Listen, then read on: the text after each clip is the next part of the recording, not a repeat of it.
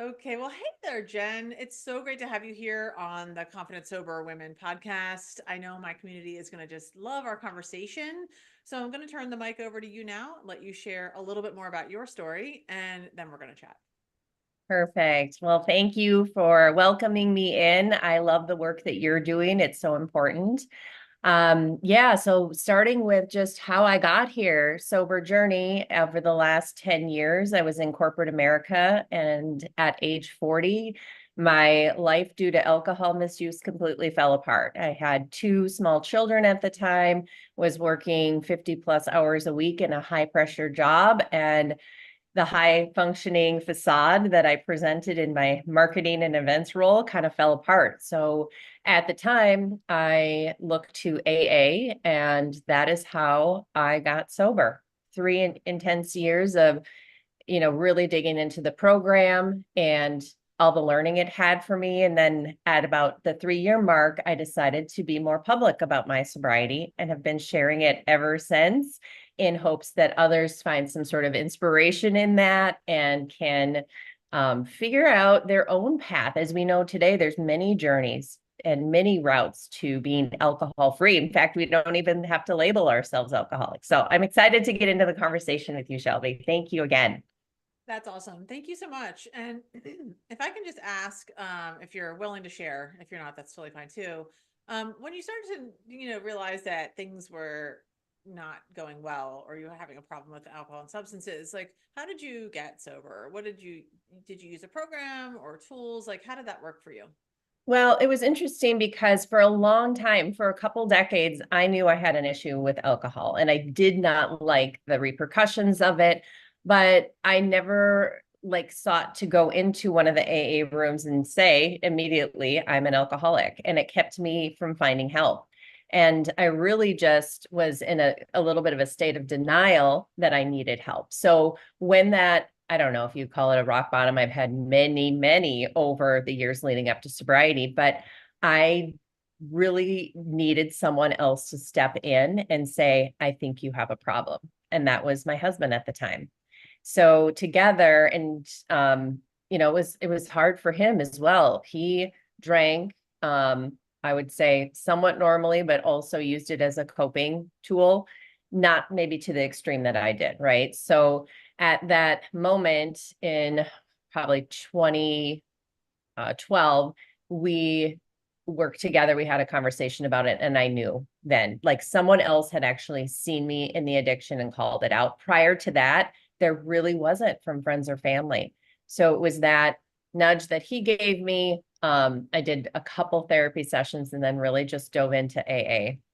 Yeah, that's awesome. I got sober in AA too. It was a really long time ago. So there really wasn't a lot Yeah. of options, right? We had AA, Right. rehab, that's kind of all there was. And so that's what I did too. And for me, it really worked. And I know there's lots of feelings about it now. I talked to women from all Yeah. different Right. spectrums on that, right? Actually, the podcast that's coming out, I don't know when this will come out, but the one that's out on whatever next Tuesday is, I don't know the date, in March, is a woman who really specializes in that, right? She wrote a whole book around like women who how people feel about AA.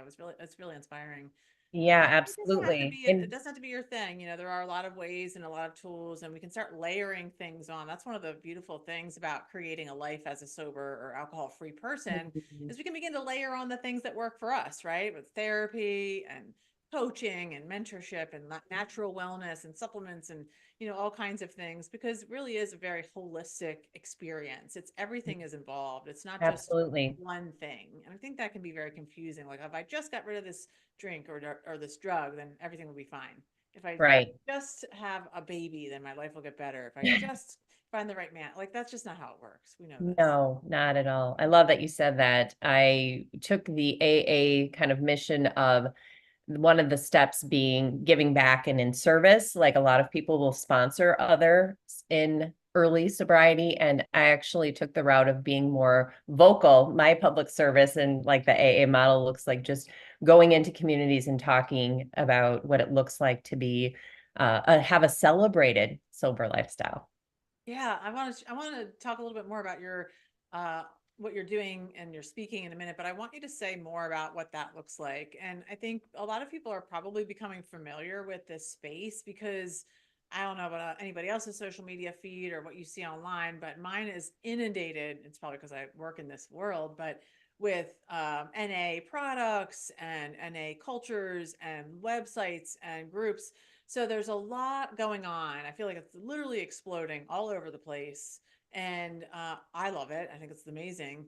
But if you haven't been kind of like seen around it yet or seen much of it, what did this start to look like for you? How did you create this experience?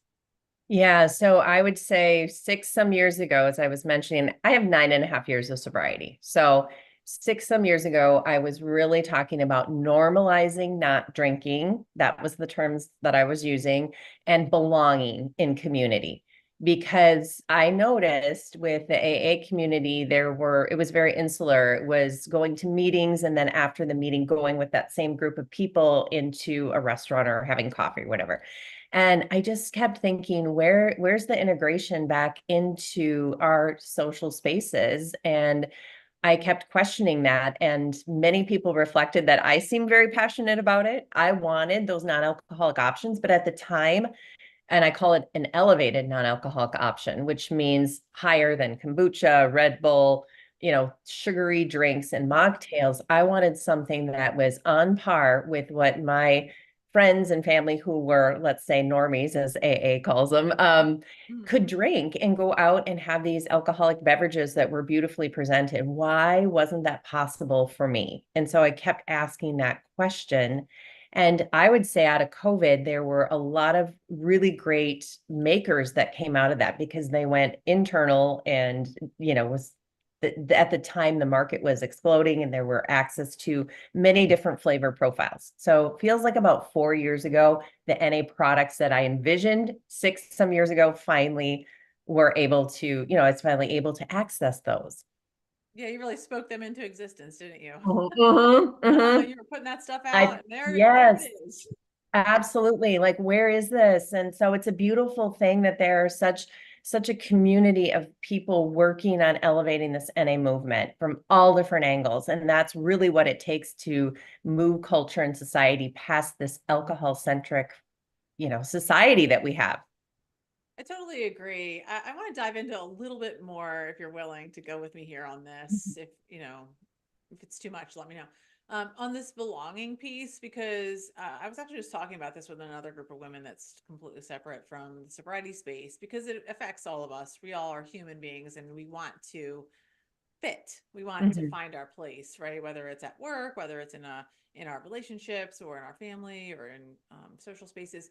I'm just curious if you are able or have been able to over the last 9 years. I'm sure you've done a lot of your own personal work. Have you been able to identify where some of that really comes from for you personally? Like, can you relate or link anything from your younger years, kind of growing up and into adulthood, related to this feeling of like kind of who I am, where do I fit, and belonging that sort of now is Mhm. coming out into this Yeah. area? Yeah, this is so huge. I often talk about my introversion and incredible shyness as a child, and then going into adolescent years. I knew when I had my first sip of alcohol, I think it was right before my senior year, it was going to be a love affair. I was like, this allows me to put my guard down. My anxiety about talking to people and being in social settings totally fell away. And I loved that. I'm like, this is going to work for me. But I also knew potentially that it would be a problem. But for me, it helped with the belonging aspect of all of those settings. And I used it through college and, had misuse issues with alcohol, but it really centered along this just wanting to always belong and also be a people pleaser, female, and have all these expectations around what that was supposed to look like. And it wasn't until in my 40s that I realized how much of that, inner self I kind of shut down when I was in active misuse. Mhm.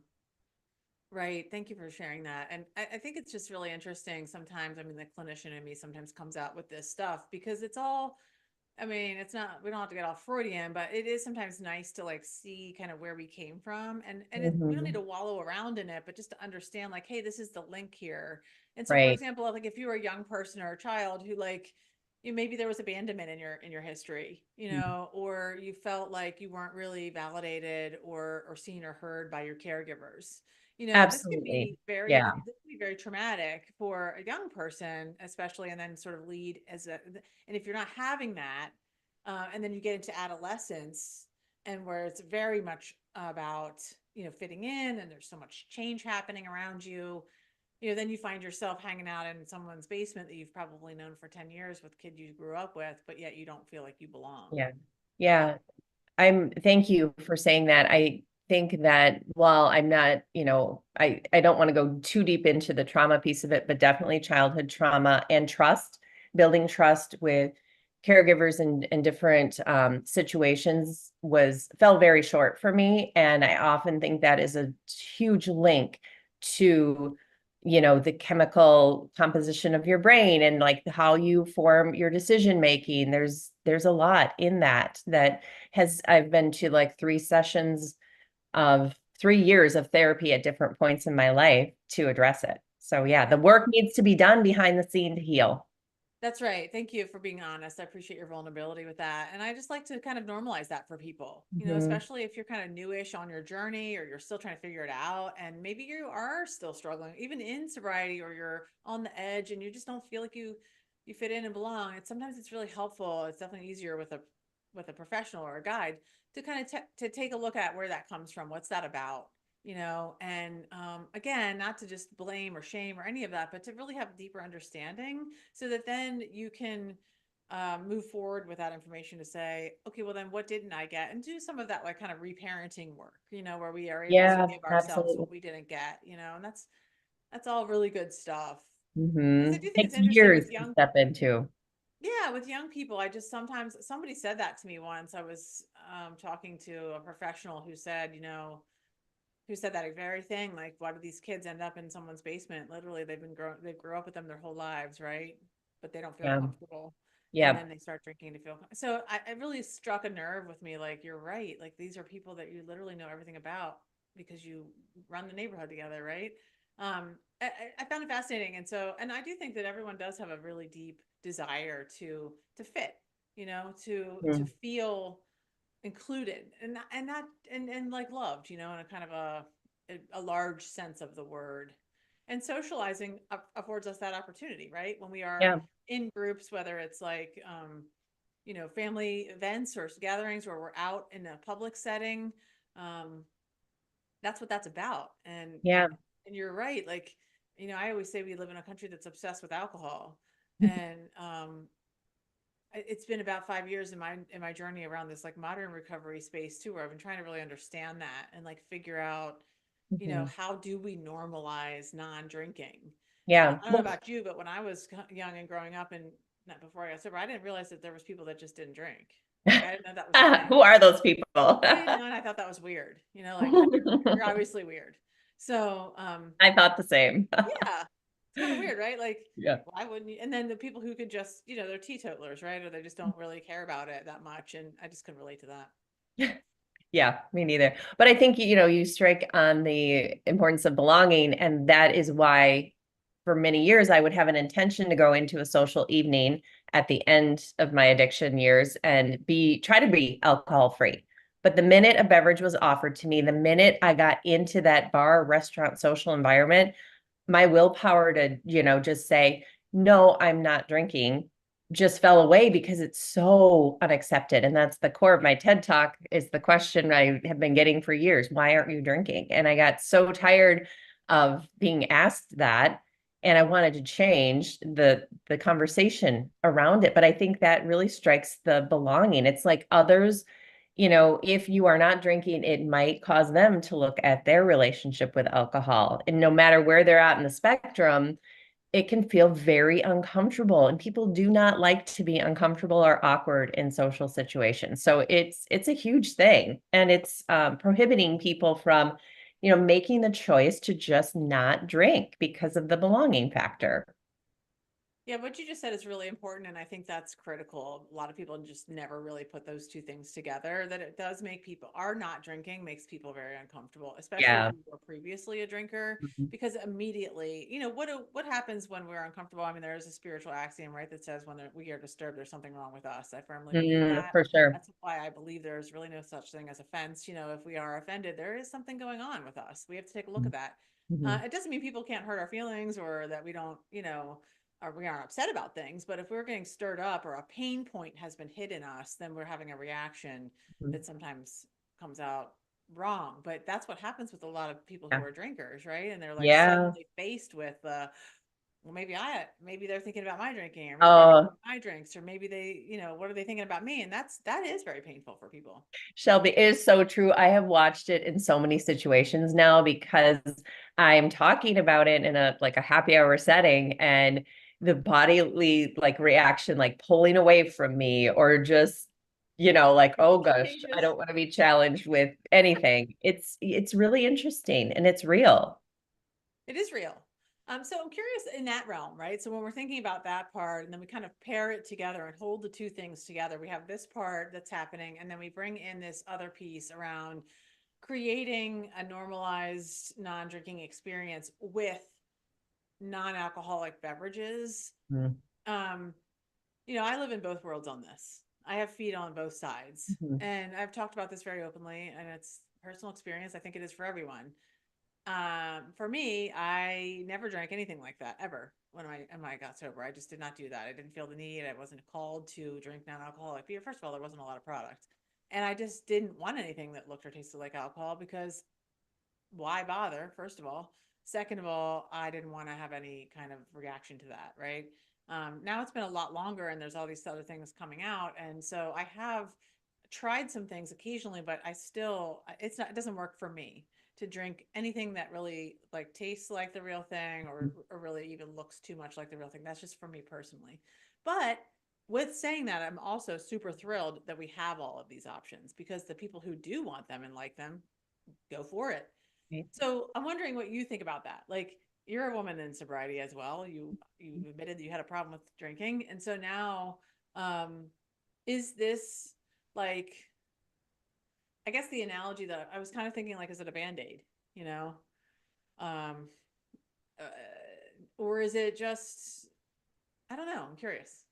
Yeah, no, that's such a good conversation. So, I as well did not even consider drinking anything that resembled alcohol. So, NA beer was off the table, like all of these things very early in sobriety. I just like didn't want to go there because I think if you have what I call sober necessary, like you really cannot drink. It's not a choice based on, other things that come and go, like maybe a wellness issue, right? So, for me, it was like, I don't want to touch anything that could be triggering. And AA also had that mantra and mindset. Although you can drink a ton of caffeine and smoke a ton at Yeah, AA, you sure right? can. But just And don't eat put donuts ethanol and in. sugar.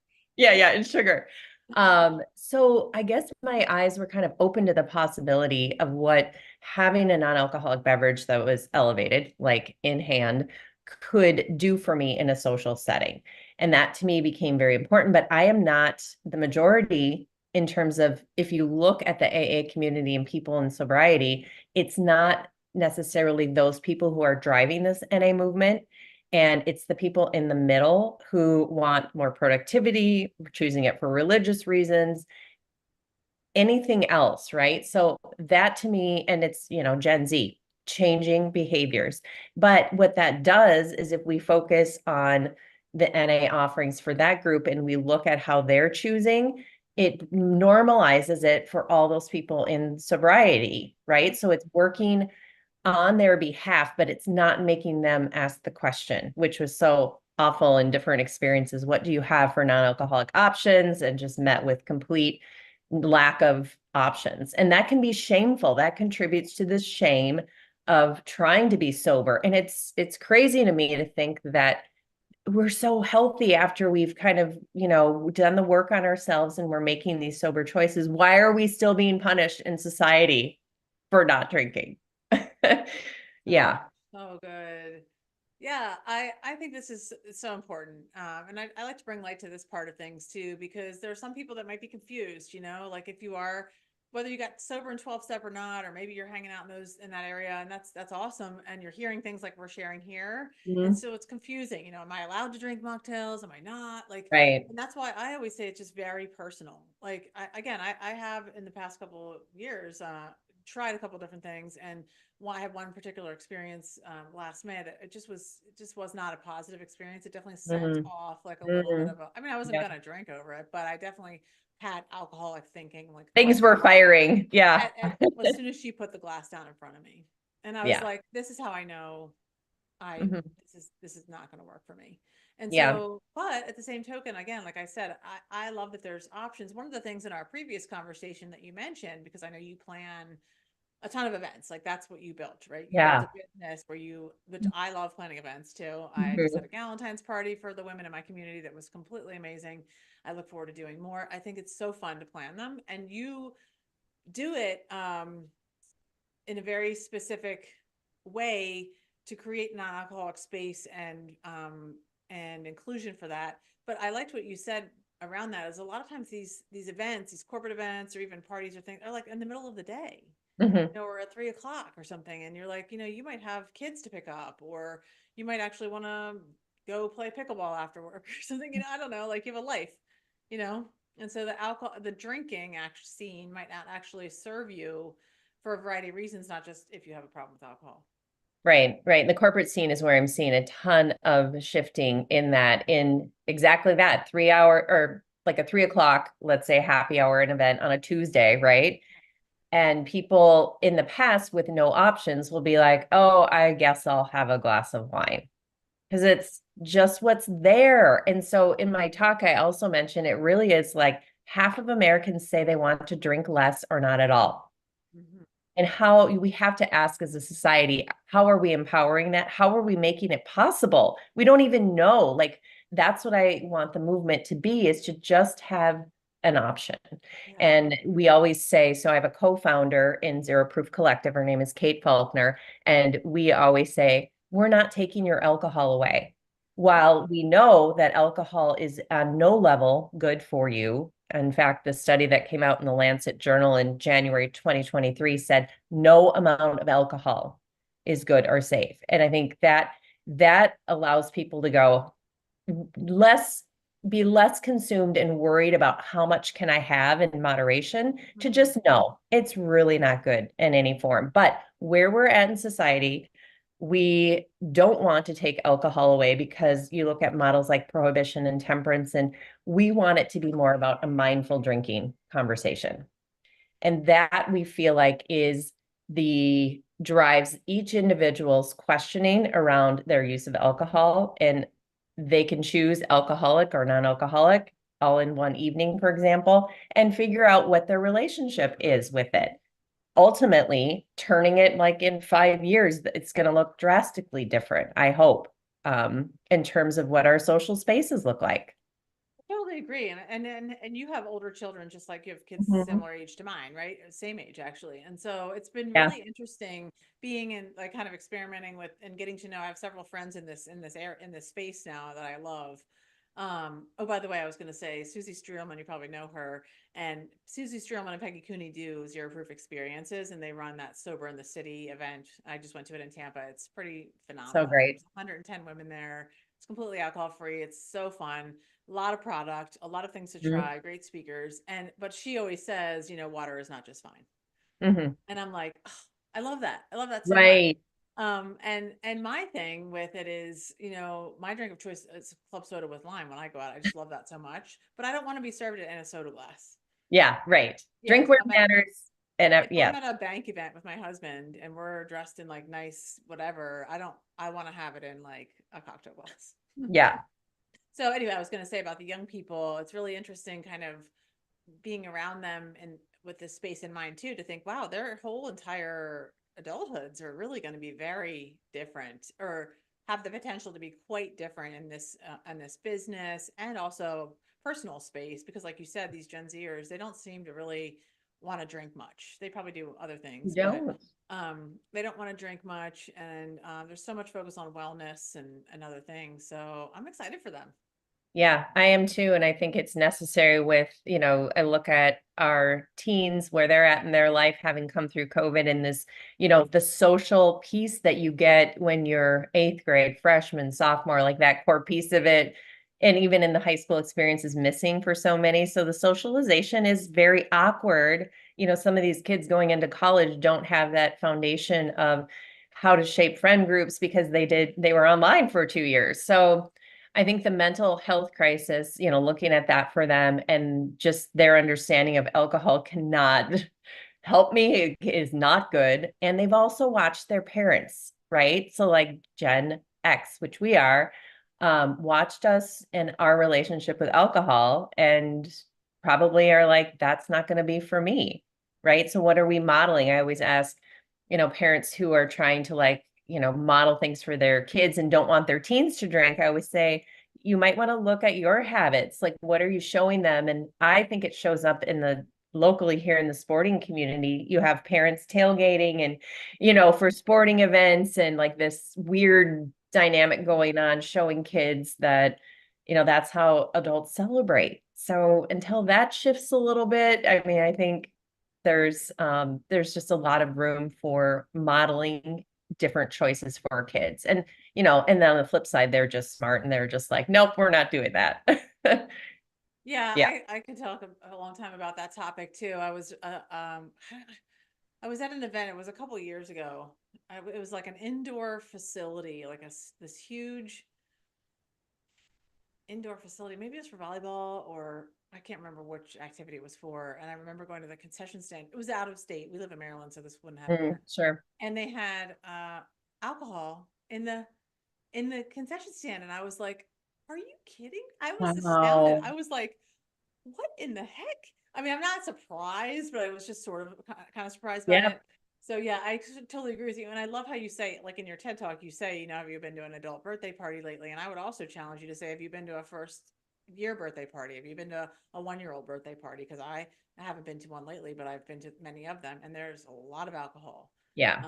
And I couldn't agree with you more about the modeling. I think that's so true. My kids grew up in a sober home. I got pregnant after I was sober, but they drank, So Mhm. the other flip side of it Yep. is just because you are sober or you didn't model or you did model like healthy drinking or not drinking, it doesn't mean that they won't choose that. Absolutely. You can expect them to explore and have questions and, you have to allow that as a parent to some Yeah, and extent. there can be I mean again, this is like a whole nother episode, but there can be parameters around that. I mean, I had one of Sure. my kids kind of say to me, basically coach me to say like she needs to be able to go do certain things to prepare for college. Mm. And I was like, actually, that's actually not true. Like, and FYI, there are actually some kids that don't drink at all. Like, I know this is astounding to you, but like, there's literally kids in college that don't drink.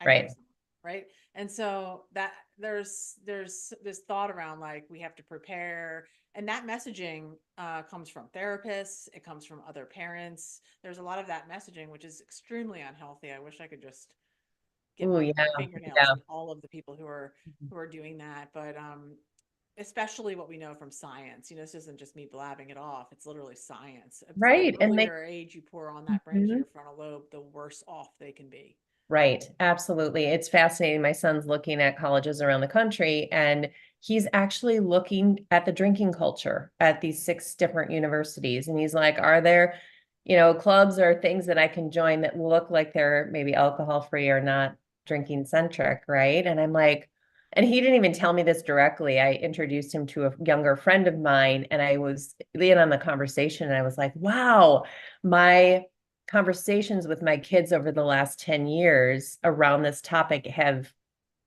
planted a seed that's going to be helpful for them to just be like, maybe I don't need it at all. Mhm. I love Or that just so be much. more And I have mindful. seen, Yeah. I can't put my finger on the name of it at this moment, but I have seen throughout our college journey a little bit, and maybe just in my own circles, there are some really good people and organizations doing sobriety stuff on campuses. So Yeah. I know that Sober groups I on know it's out campuses. there, and Yeah. there's a lot of education and support for that, and I'm just Mhm. thrilled to see it. So I do have a lot of hope for Yes. them that they will just not place the value on it like we have and our parents Mhm. did. And that's where the change can come. If we can just kind of Yeah. get rid of this, like you call it high value non-alcoholic drink, I say like let's get rid of this high value alcohol thing that we believe here, that it's like this, Right. magic elixir that's like Hmm. all Ethanol's everyone needs to cheap. have. Yeah. Hmm. It's bizarre. Yeah. So, tell me a little bit about how, like your work, because it's really fascinating. I love what you've kind of created with your business. And I want you to tell our audience a little bit more about kind of what you're doing and how you get. Yeah. Well, really, 11 years as an entrepreneur. So I think I mentioned earlier at age 40, I left the corporate world, became an entrepreneur a little accidentally, but I say I was able to create a culture of one, which means I could pick and choose the environments in corporate I wanted to be in, which is really important to my sobriety.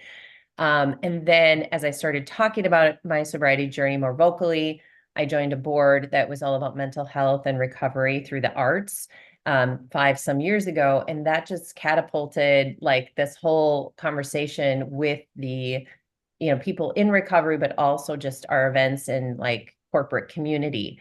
And so I launched Zero Proof Collective with a co-founder 2 years ago. So it'll be May 2022 that I launched that. And that is all about bringing non-alcoholic options into social spaces.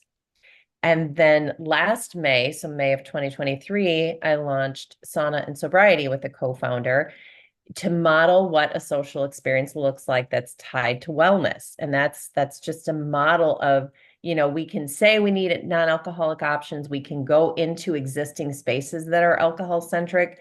Doesn't feel like the ultimate quite yet. So by creating these other experiences that are completely alcohol free, that's a whole nother level. I mean, think about going into a bar and be the only one who's drinking an NA beverage and everyone around you is altered by a substance. That experience is one thing. Going into these events on and sobriety that we have created is so the connection and the intimacy, you're kind of removing barriers because you're in a sauna environment, you're facing the challenges of staying in because of the heat, and the access to conversation and the vulnerability goes way up, Mm. and it's healing. And I noticed that 5 years ago when I came into the sauna community locally where I live, Minneapolis, St. Paul, and I wanted to model that. So my co-founder, Natalie Lang, and I started those events we do monthly, much like what you were talking about with just creating events. Like, you can complain and say, well, there's nothing for me in the community or no way to belong at these events, or you can start to model what that looks like. Yeah, I couldn't agree more. I love what you said with congratulations on all this, by the way. This Thank is a you. lot of hard work, a lot of Mhm. blood, sweat, and tears. I know what Mhm. it's Sure like. is. Entrepreneur journey, the entrepreneurship journey is a roller coaster of emotions. I mean, it is so many ups and downs. And truly, I believe the people who make it only really do because they just didn't give up. They just Right. didn't give up. 100%. Yes. And it's so disheartening at times because, so I'm glad you stuck with it. The first space that you're in, I love. And one of the things you said was about just modeling, and just bringing non-alcoholic options to social spaces. And what I liked about what you said before that, even before you created Zero Proof Collective, was that were on this board, right? Like Mhm. you started to insert yourself into spaces that were important to you that had nothing to really do with sobriety or your work. Like you just included yourself in Mhm. areas where you might be able to bring a voice. And I think that's Absolutely. really a Yeah. cool opportunity for every single one of us. Like, you know, um, wherever you are, there are people who are struggling with drugs and alcohol, like no matter what, like whether they're parenting someone, they're living with someone, they were married to one, whatever's happening. So wherever you are, whether you're on the hospital board, you are a guidance counselor at a school, or you're a parent on the PTA, or, all of these spaces have the opportunity for us to bring our skill set around normalizing not drinking to the table. Yes, for sure. I always say, it's a little bit of an imposter syndrome thing too, to be like, let's say you're in a corporation on planning your annual gala and you're on a committee. Like, you can have a voice in that role to say, this is important. With Zero Proof Collective, we like to be a resource provider for that. So we have all sorts of cultural conversations that you can have and lead if you want your organization to move to more of an NA forward mindset. And those have been so impactful. And I think that's such an important point to make because you might look at where I'm at now, 9.5 years into sobriety, but I started really small and just, coming into those spaces, listening to others. And then when I saw an opportunity, moving myself forward in that. And that's how it happens. And some people don't feel as comfortable as you and I are being completely vulnerable with our stories, and that's totally Right. fine. Like I think that's fair, and everybody has a right to protect their story in whatever way they need to or want to. So you don't have, in order, if you're sitting in that meeting, for example, and you're planning an event, or you're a part of a committee, or you're just wherever, you can speak up and say like, hey, what about some non-alcoholic options, without ever sharing anything about your own story. You don't have to go into a long diatribe about how you got sober and this is where my kid is struggling, and nobody even really wants to listen to you Yeah. because people just don't care usually about other people. So you can say like, hey, it's really important to me and some of my friends that we have some non-alcoholic options, like how are we handling that?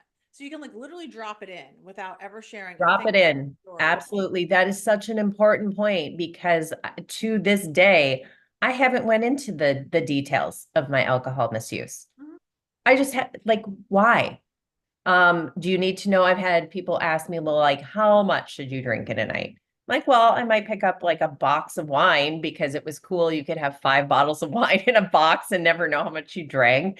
But like moving people less out of that conversation, like how much and like how bad was it or what was the extent of it, just to be like, move forward. Like, here's where I'm at now. Know that it's a hard-earned sobriety journey. I mean, for people who are sober necessary, and then move on. Yeah, I think that's a brilliant point for anyone in a corporate or any setting to Yeah. just feel confident to bring the NA options and that conversation to the forefront. Yeah, and I would argue that we are all in spaces like that. Whether you have kids in Mhm. a school, my sister's heavily involved in Yeah, her for schools, sure. like, she was planning a bull roast and a luau and stuff. Like you're on things, right? Where you Mhm. have even if it's a family Christmas party, you Mhm. could say, hey, like I know you guys have like a bar there or whatever, that's cool. Like, how about we provide a couple mocktails just for anybody who might want that? Like it's very easy to add that in. And I think the questions about why we don't, or I actually never really struggled with this. Maybe I was oblivious, or maybe it was just so long ago, or maybe I was just so off the rails that everybody over was like, yeah, we know, girl. Nobody really bothers me about that. But I think as we grow and when you really do like the emotional sobriety work, which is that stuff that happens kind of after a yearish, in my opinion, like a year to many, especially 1 to 5 years, when you're really working on diving into um, more of that kind of work, that's where this confidence can grow, right? And that's exactly what I would do with my clients. Like in my program, is I really help to elevate them in their sobriety. Their lives are good, right? Of course they are. They're Yeah. better. But then we go from good to amazing when we start to layer on things that help us feel more confident and comfortable in our own skin and when we're out in public. So when somebody confronts us with something like that, we're able to either, I sometimes get a little snarky. Yeah. I just did that with an Uber driver when I was in Florida, and he said something about not, or it wasn't, it was somebody, yeah, Uber driver. And I said, I don't really want to end up in handcuffs. And he was like, what? Like, oh my God. And I was like, yeah, well, I yeah. that's what's going to happen. So sometimes I get snarky because that's just where I am. But I mean, Absolutely. you could Yep. just, be able to say like, I just don't like alcohol. Like you don't have to get into a whole thing. I think we overthink this. Hmm. What I'm saying. And like we can really Right. simplify it by just coming up with a catchphrase that works for you Yes. every single time. And then I just think people aren't really going to bother you much after like an initial contact. Well, and it's changing, right? Now I notice even from a year ago, there's just more acceptance around it and there's not as much questioning. People are like, hey, that's cool. I'm over here, I'm doing, this is my healthcare or my self-care routine or whatever. And it's just more accepted. Yeah. And Mm-hmm. also, like, we don't owe anybody any explanation. I think women in general really get caught up in that. I Oh, work with right. a lot of, yeah, I work with a lot of women around that concept. We don't owe anyone an explanation for anything, right? Except for the Mhm. people we want to give an explanation to, right? I don't care if you ask me if we want to go out to dinner tonight and I say no. Like, I don't care if I'm going home to wash my hair, or if I actually have other plans or what. It's really none of your business unless I Mhm. really want it to be. And we need to normalize that a little bit more for ourselves so that we can get more confident in our ability to just not have to feel like we have to explain everything. Yeah, I think calling that out for women in particular, like the apologize, oh, I'm sorry. Or on the flip side, I've had women who drink alcohol in a healthier, normal way, I guess we'll say, Mm-hmm. be like, oh, I'm so sorry. Can I have this in front of you? Right? Like that Yeah. whole Yeah. conversation. Oh my goodness. But they're well-intentioned many times, but also that's still kind of where we're at. And that is starting to shift, right? It And you can, is.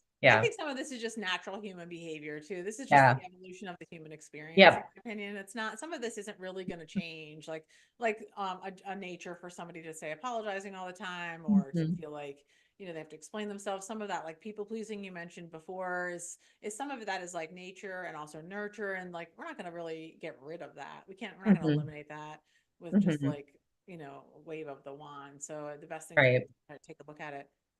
Another Yeah, thing I that I would think is say, really important about uh, workspaces, and this came up in a conversation I had with someone else related to what she calls like creating alcohol safe workplaces, which I mhm, wasn't even familiar with that language, but this is a real thing. And I think it's so great. We talked about like planning, like if you're a part of that kind of stuff, planning events that aren't alcohol related. So instead, if you really want to have some kind of team building or a gathering or something, like why not plan a different activity that's not even a happy hour, that's not at a bar, that's not, like, I don't know mhm. what it would look like for any particular organization, but let's plan other things that aren't happy hours.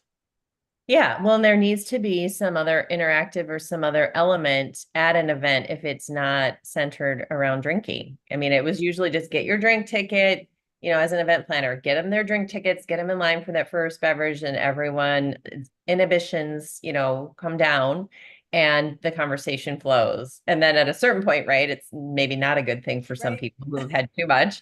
And I think it's, yeah, like coming back to this idea of giving people some tools on how they can make an impact. So in my TED Talk, I share 4 different ways to do that.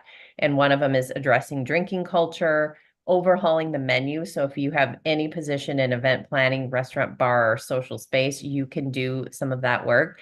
And then, if you are experimenting with non-alcoholic beverages, what that looks like is, talking about where you're finding these options in your community and being, appreciative of those offerings and just figuring out what you like. And I also caveat that with if you are sober, necessary, and triggering, obviously consider that aspect. But for those in the middle, purchasing NA products, again, the consumer dollar is driving that change and being able to keep NA makers in the space as well.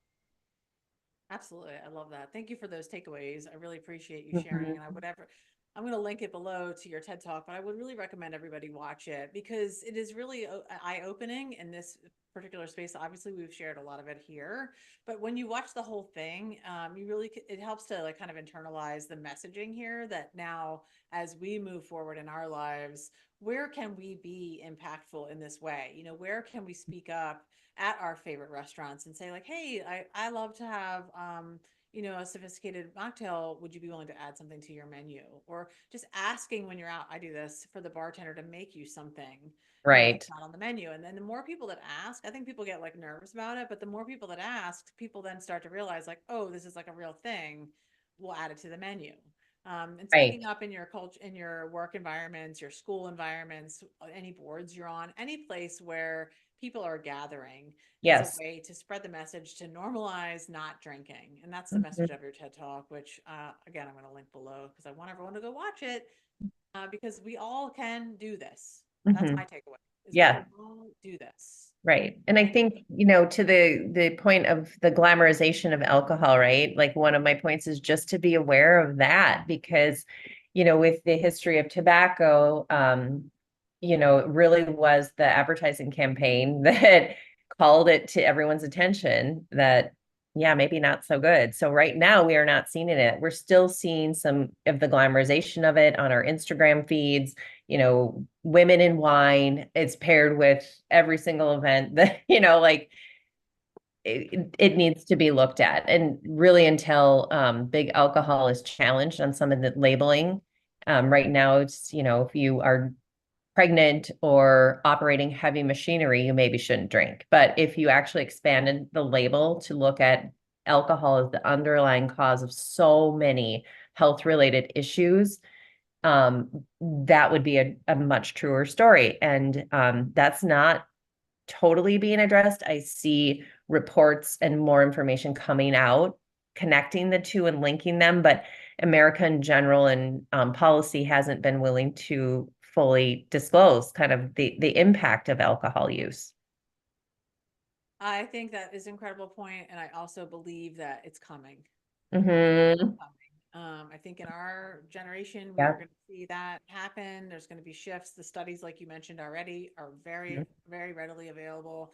It's just a matter of where you choose to look. It's like nutrition, right? If you want to change your health, and someone said, you can find 10 different people to tell you 10 different things about how you want to do it, right? And somebody says you should eat only meat, and then other Right, people are right. like, oh, meat is terrible, like, so you have to be careful with research. But there's some things that are undeniable, like literal brain research, right? We Right. know a lot more than we knew 10 years ago or when I was younger, about what happens to the body when we put alcohol on it or Mhm. substances. And so your work is so important. It's so valuable and impactful to all people in the world. And I really think that there's a lot of takeaways from this for all of my audience to be able to go out actually and be an active part of normalizing not drinking in Mhm. their communities and in their Right. families. And if we And all it's do it, it'll help. Mhm.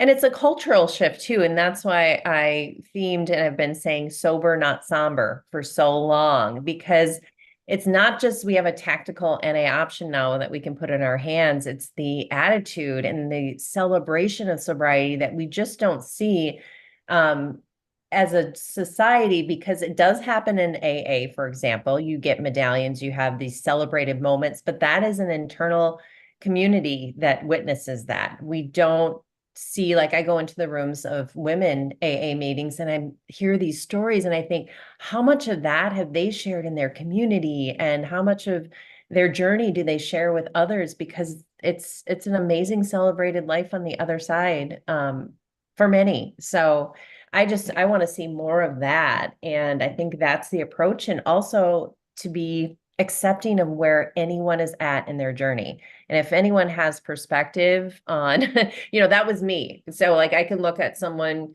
who is maybe experiencing heavy, alcohol misuse and addiction issues and be very empathetic now to be like, I'm not over here and I'm all cured and, like on this, there's a direct connection for me to help others and that empathy piece of it to go, yeah, that was me. I was there. I get why you're there. Society has placed you there, really, and Exactly.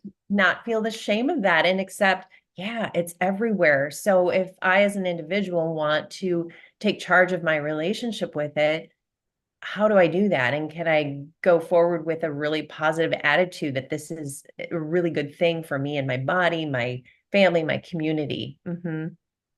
Well, Jen, it's been such a pleasure sharing time with you Yeah, and you as sharing your well, story Shelby. and your work. And I can't wait for everybody to receive this because I just know we are part of the movement. We're doing it, and the people who are listening are doing it, and then they're going to tell people, and they're going to tell people, and then before we know it, we're going to be in a whole different kind of world, which is really beautiful. So, where do you like people to reach out or contact you if they want to get more information? Yeah, so my website is jengilhoi.com, which is a resource for my speaking engagements and all of the guest podcasts that I've been on, which is fun. And then also zeroproofcollective.com as a resource, with my partner in that, Kate and I, we have media appearances, we have resources and tools, and we've built a community of people we call NA advocates. Mm. So, like we were talking about, those are the people in organizations who want to make change and can really be the voice in an organization or even in your family for these type of changes. So those two places. I love that. Well, I know everyone's going to enjoy it, and I appreciate your time, and I look forward to coming together again soon. Absolutely. Thank you, Shelby. Thank you.